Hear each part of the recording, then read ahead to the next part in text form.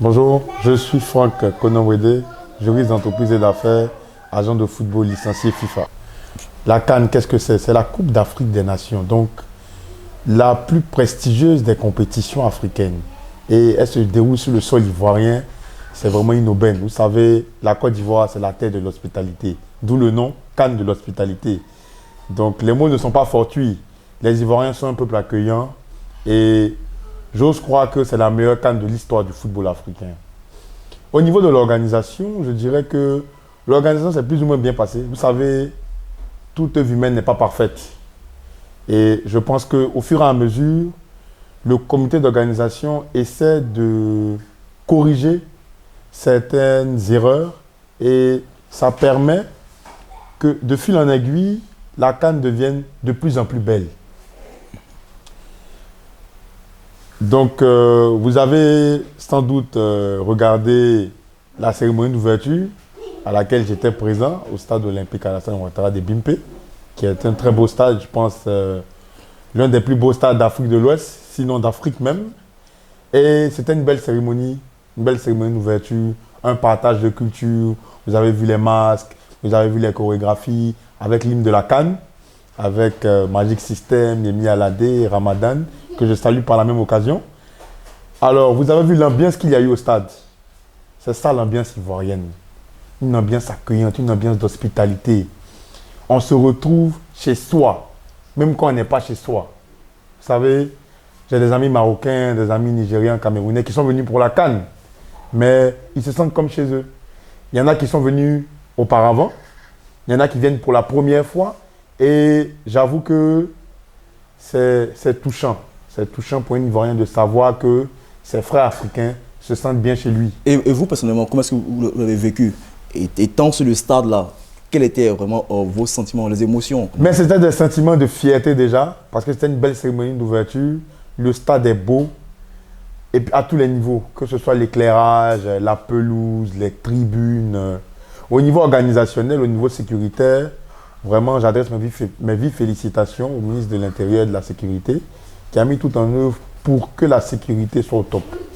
Je pense qu'il y a quand même eu des imperfections, mais avec le temps, ça va se corriger. On est humain, on peut faire des erreurs, mais l'essentiel, c'est de savoir se corriger. C'est comme ça qu'on participe à la perfection du monde en général. Voilà. Déjà, votre avis sur le premier match qui s'est joué entre la... Le premier match, Côte d'Ivoire, Guinée-Bissau. Alors, pour la petite histoire, j'ai une amie bissau-guinéenne avec qui j'ai échangé. Nous nous sommes rencontrés lors d'un panel ici au Pullman. Et elle m'avait dit que la Guinée-Bissau allait venir jouer la CAN. Bon, je précise déjà que le tirage au sort avait déjà été fait. Le tirage au sort a été fait le 12 octobre. Donc, elle savait déjà que la Côte d'Ivoire allait jouer contre la Guinée-Bissau en match d'ouverture. Donc, elle m'avait dit que ça allait être compliqué, mais la Guinée-Bissau allait marquer au moins un but. Je lui ai dit non, on va gagner peut-être 2 ou 3-0. Et je pense que j'étais dans le secret des dieux parce qu'on a gagné 2-0. Sinon, c'était un très beau match. Voilà. Moi, je veux dire que lors de l'hymne national, j'ai eu des frissons. Voilà, j'ai eu la chair de poule parce que tu es dans ton pays, la CAN accueille ton pays, tu participes à la cérémonie d'ouverture. Vraiment, tout le monde n'a pas eu ça. Voilà, c'était une chance et vraiment, je remercie Dieu de m'avoir permis d'être en bonne santé pour pouvoir aller soutenir mon équipe, les éléphants de Côte d'Ivoire. Vous savez, on raconte que les lions sont les rois de la forêt, mais je dirais que non. C'est l'éléphant qui est le roi de la forêt. Parce que c'est le plus imposant, c'est le plus fort, c'est le plus sage. L'éléphant a la mémoire, comme le dit l'adage, avoir une mémoire d'éléphant. Voilà, un chef aussi ne doit pas oublier. Le chef doit retenir. Parce que je pense qu'en retenant, on arrive à se corriger plus tard des erreurs qui se sont passées. Donc, le match s'est bien passé. On a gagné par 2-0 avec la manière. C'était un très bon match. À un moment, on a été inquiété par la Guinée-Bissau. Voilà, comprenez que c'est le football. Hein. Chacun a un temps fort dans le match. Voilà, mais on a pu s'en sortir et je félicite l'équipe. Voilà, je félicite Seko Fofana que j'admire beaucoup et Jean-Philippe Crasso, voilà, qui ont été l'auteur des 2 buts. qui nous ont menés à la victoire. C'est vrai qu'on a recueilli pas mal de témoignages Oui. qui racontent que vraiment l'ouverture a été vraiment belle, Oui. les choses sont bien passées. Les matchs qui ont suivi, on a fait un constat vraiment où les stades étaient réellement vides. Oui. Selon vous, c'est quoi la cause? Bon, alors, j'aimerais dire d'abord qu'au niveau de la billetterie de la Coupe d'Afrique des Nations, la gestion appartient à la CAF. Parce que la CAN est la compétition de la CAF. Vous savez, la CAF est la Confédération africaine de football et elle chapeaute toutes les fédérations africaines. Voilà. Donc, c'est la CAF qui gère la billetterie. Vous me direz qu'il existe un département billetterie au COCAN. Oui, il existe un département billetterie au COCAN, mais qui travaille en étroite collaboration avec la CAF. Donc, au niveau de l'impression des tickets, c'est la CAF qui donne le OK. Je pense que c'est ce qui est marqué dans le cahier des charges. Donc, je pense que d'un souci d'éviter la fraude et autres, les impressions des tickets ne se sont pas faites dans un temps assez correct. Mais j'ose croire que cela va se corriger, ainsi de suite. Voilà. Au fur et à mesure qu'on avance dans la compétition, vous avez vu qu'au match de d'ouverture, on était 36 858 spectateurs. Hier, nous étions près de 50 000. Donc, ça montre que les choses commencent à évoluer. Il y a différents points de vente. Je pense qu'il y a 51 points de vente sur toutes les étendues du territoire. Voilà, je pense que ça va aller. Mais après, moi, je voulais souligner quelque chose au niveau des spectateurs. Mais vous n'allez pas attendre la veille du match pour aller chercher des tickets, sachant que vous n'êtes pas seul. On compte près de 1 700 000 de touristes qui sont venus pour la CAN. Donc, vous voyez bien que les gens ne vont pas venir payer des hôtels et puis rester à la maison. Non, ils veulent aller au stade. Alors, nous, Ivoiriens, on doit prendre la ferme décision d'aller vers les points de vente le plus tôt possible pour pouvoir avoir des tickets. Il y a des entreprises qui l'ont fait. Vous savez.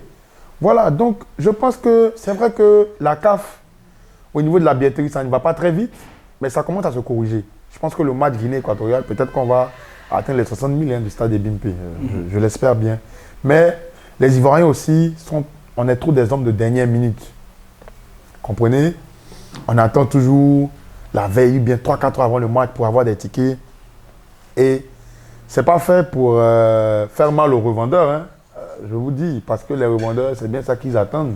Ils savent que les Ivoiriens aiment toujours les choses de dernière minute. Donc, ils prennent le temps de garder les tickets par devant eux et puis les spéculer. Et puis spéculer par la suite. Voilà, donc je pense que aussi bien la CAF, et aussi bien on peut incriminer la CAF, aussi bien on peut incriminer les Ivoiriens. Parce que certains s'y prennent toujours à la dernière minute. Et puis je dis, quand vous avez un match Côte d'Ivoire-Nigeria, alors que le ticket est double, il y a Guinée équatoriale, Guinée-Bissau bien avant, et il y en a Côte d'Ivoire-Nigeria. Donc comprenez que pour l'achat d'un ticket, on a droit à 2 matchs. Donc si les Équato-Guinéens veulent acheter des tickets, si les Bissau-Guinéens veulent acheter des tickets, si les Nigériens veulent acheter des tickets, et même si les Ivoiriens veulent acheter des tickets, comment on fait? D'autant plus que on est tous ici en Côte d'Ivoire. Donc, on a eu le temps de connaître les points de vente de s'y rendre pour avoir des tickets. Ouais. Voilà, la plupart ont pris des tickets en ligne au niveau de la billetterie en ligne. Mais je dis, voilà, il ne faut pas incriminer la CAF seulement. Là vous avez souligné un point au niveau de la billetterie, au niveau de la CAF, c'était un peu lent, c'est vrai que ce n'était pas aussi très fluide. Oui. Mais on a fait un constat où des personnes ont été arrêtées au stade avec plusieurs tickets à la possession, qui étaient en train de revendre des tickets à des prix exorbitants. C'est l'une des lois du commerce. Hein. C'est la loi de l'offre et puis de la demande. Donc, quand vous voyez que l'offre est minime et qu'il y a une énorme demande, mais les prix vont gonfler. C'est la loi du marché. Et les revendeurs, ils en profitent. Donc, je dis, les revendeurs, je ne suis pas en train de les défendre. Hein. Au contraire, je condamne ça. Mais, je dis, il faut prendre des dispositions au niveau de la CAF. Mais en tant qu'Ivoirien, en tant que supporter, il faut aussi prendre des dispositions pour avoir les tickets le plus rapidement possible. Je ne dis pas de dormir aux alentours des points de vente, non. Mais je dis, il faut se dépêcher d'aller récupérer son ticket. Vous avez vu que la plupart des entreprises présentes sur le territoire ont aménagé leurs horaires de travail le jour des matchs des éléphants. C'est-à-dire que tout le monde peut y aller pour regarder le match. Donc quand tu sais que tu peux y aller, mais il faut prendre le maximum de dispositions pour pouvoir s'y rendre. Voilà. Là j'aimerais savoir, la CAF et le COCAN autorisait un Ivoirien à avoir droit à combien de tickets? Alors, à la base, on demandait à un Ivoirien de ne pas avoir plus de 6 tickets. Parce que je pense que c'était le concept familial. Oui. Le père, la mère, et puis maximum 4 enfants. Ouais. Mais depuis quelques jours, pas plus de 2 tickets, avec présentation de la pièce d'identité. Ouais. Voilà, pour des mesures de sécurité, pour éviter la fraude. Voilà. Mais le problème, c'est que comment cela se fait-il? Des personnes se retrouvent avec des centaines de tickets par personne en train de revendre. Pendant qu'il a été dit dans le cahier des charges qu'un Ivoirien a droit au maximum à 6 tickets. Oui, Est-ce que quelque part, il y a eu un bug au niveau sur la plateforme ou de l'application de la CAF, où il n'y a pas eu déjà auparavant des textes déjà? oui. Comment est-ce que vous expliquez cela? Bon, je dis, pour que je puisse vous expliquer cela, il faille que je sois membre de la CAF ou bien du COCAN. Mais moi, je ne veux pas tirer sur l'une de ces deux institutions-là, mais je dirais que ça doit être en interne. Comme on l'a dit récemment, le verre est dans le fruit. Donc, ce doit être au niveau des deux entités, peut-être des personnes qui permettent à certains proches, à certains partenaires commerciaux d'avoir plus de tickets que prévu. Voilà, je dirais ça tout simplement. D'accord. Parlons du match Côte d'Ivoire-Nigeria. Vous savez, si vous ne voulez pas me donner des larmes tout à l'heure, je ne voudrais pas trop en parler, mais on n'a pas le choix. Vous savez, le match Côte d'Ivoire-Nigeria, je m'attendais à tout sauf à une défaite. Parce que je me suis dit qu'on était vraiment rentré dans la compétition et qu'on allait certainement battre le Nigeria. Mais j'ai été étonné du changement qu'il y a eu, voilà, concernant, je veux dire, l'équipe type. Parce que, je veux dire, ce n'était pas le même commando au match contre la Guinée-Bissau qui était présent contre le Nigeria. Il y a eu des changements et je veux dire que ces changements-là ne nous ont pas fait du bien du tout. Voilà. Parce que moi, je suis de l'école de ceux qui pensent qu'il faut copier ce qui marche. Ouais. Si on a eu un 11 contre la Guinée-Bissau, qui a gagné contre la Guinée-Bissau, je pense qu'on devrait reconnaître ce même 11, à quelques exceptions près. Moi, je pense. Voilà. Mais après, c'est l'entraîneur qui a le dernier mot. Il connaît ces gars. Je pense que il a dû se dire que ça pourrait marcher. Parce que si tu te dis pas que quelque chose va marcher, tu ne le fais pas. Il a dû se dire que ça allait marcher. Malheureusement, ça n'a pas marché. Mais je pense qu'il a compris. Et contre la Guinée équatoriale, je pense qu'on aurait un autre visage de la Côte d'Ivoire. Parce qu'il nous faut impérativement gagner. Sinon, on va tous faire sortir nos calculatrices. Et puis, bon, je pense que ça ne va pas aider plus d'un Ivoirien. Hein. Vous, en tant qu'acteur du football, oui. Qu'est-ce que vous suggérez pour qu'on ait une victoire? Bon, vous savez, moi, je ne suis pas entraîneur. Oui. Je suis agent de football FIFA. C'est ça. Je détecte des talents. Mais je veux dire que, vous savez, dans un match, il y a aussi des choix tactiques. Ouais. Voilà. Je parlais tout à l'heure du commando de la Guinée-Bissau. Certainement que ce n'était pas le plus adéquat aussi pour affronter le Nigeria. Parce qu'on avait en face d'autres talents. Voilà. Un autre type d'équipe. Donc, je pense que pour la Guinée équatoriale, l'entraîneur doit faire les meilleurs choix en fonction de l'équipe qui se trouve en face de nous.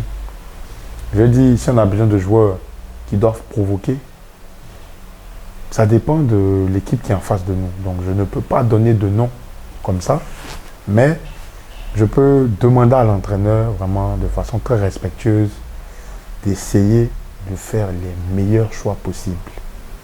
Voilà. Il connaît son équipe depuis, je crois, 2 ans maintenant. Donc, il a eu le temps de voir ce qui marche, ce qui ne marche pas. C'est vrai qu'on a des blessés qui pourraient revenir aussi.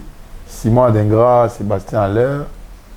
Mais vraiment qu'il pense aux Ivoiriens dans ses choix. Voilà.